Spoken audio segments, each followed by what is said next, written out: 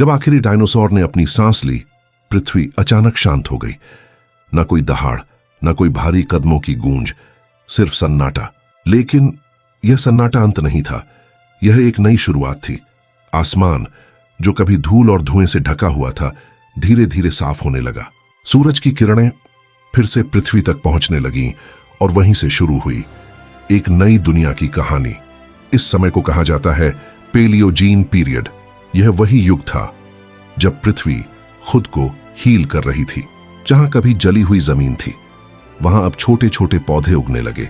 धीरे धीरे जंगल वापस आने लगे, नदियां फिर से बहने लगीं और हवा में फिर से जीवन की खुशबू घुलने लगी।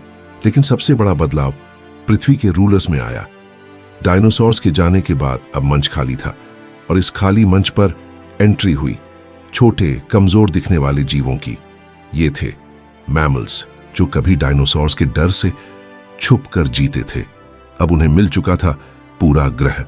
शुरुआत में ये मैमल्स छोटे थे, चूहे जैसे, रात में बाहर निकलने वाले। लेकिन धीरे धीरे उन्होंने इवॉल्व करना शुरू किया। कुछ पेड़ों पर रहने लगे, कुछ जमीन पर दौड़ने लगे, कुछ पानी में चले गए और कुछ ने आसमान की तरफ देखना शुरू किया। एवोल्यूशन अब तेजी से हो रहा था। हर नई जनरेशन पहले से अलग, पहले से बेहतर बन रही थी। लाखों साल बीत गए और मैमल्स अब बड़े होने लगे। कुछ बने घोड़े जैसे तेज धावक, कुछ बने हाथियों जैसे विशाल और कुछ बने शिकारी। लेकिन एक खास बदलाव सबसे अलग था। कुछ मैमल्स ने पेड़ों पर रहना शुरू किया। उनके हाथों ने पकड़ना सीखा, आंखों ने डेप्थ को समझना सीखा और दिमाग थोड़ा और कॉम्प्लेक्स होने लगा। यहीं से शुरू हुआ प्राइमेट्स का युग।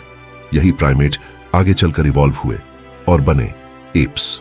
और फिर लाखों साल बाद इन्हीं में से एक लाइनिएज ने एक ऐसा कदम उठाया जिसने पूरी पृथ्वी की कहानी बदल दी। उन्होंने 2 पैरों पर चलना शुरू किया। यहीं से शुरू हुई इंसान की कहानी। एक एस्ट्रॉयड ने डायनासोर्स का अंत किया, लेकिन उसी ने से एक नई दुनिया को जन्म दिया। कभी कभी विनाश ही सबसे बड़ी शुरुआत होता है।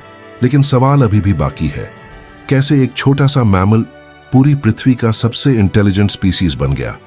अगले एपिसोड में हम जानेंगे इंसान के जन्म की असली कहानी।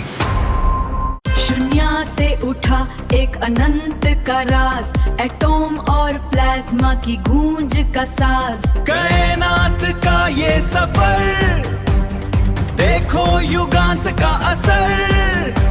बदलता इतिहास का दस्तूर, हर पल जोश से है भरपूर।